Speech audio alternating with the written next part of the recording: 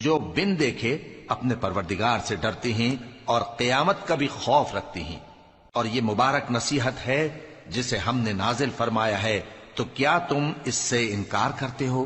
اور ہم نے ابراہیم کو پہلے ہی سے ہدایت دی تھی، اور ہم ان کے حال سے واقف تھے جب انہوں نے اپنے باپ اور اپنی برادری والوں سے کہا کہ یہ کیسی مورتی ہیں جن کی پرستش پر تم لوگ جمے ہوئے ہو۔ وہ کہنے لگے کہ ہم نے اپنے باپ دادا کو ان کی پرستش کرتے دیکھا ہے۔ ابراہیم نے کہا کہ تم بھی گمراہ ہو اور تمہارے باپ دادا بھی کھلی گمراہی میں پڑے رہے۔ وہ بولے، کیا تم ہمارے پاس واقعی حق لائے ہو یا ہم سے کھیل کی باتیں کرتے ہو؟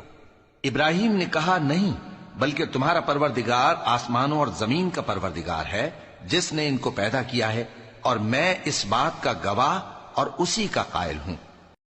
اور اللہ کی قسم، جب تم پیٹ پھیر کر چلے جاؤ گے تو میں تمہارے بتوں سے ایک چال چلوں گا۔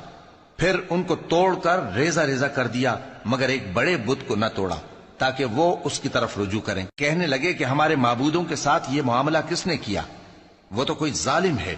لوگوں نے کہا کہ ہم نے ایک جوان کو ان کا ذکر کرتے ہوئے سنا ہے، اسے ابراہیم کہتے ہیں۔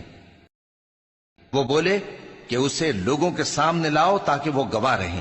جب ابراہیم آئے تو بت پرستوں نے کہا کہ ابراہیم، بھلا یہ کام ہمارے معبودوں کے ساتھ تو نے کیا ہے؟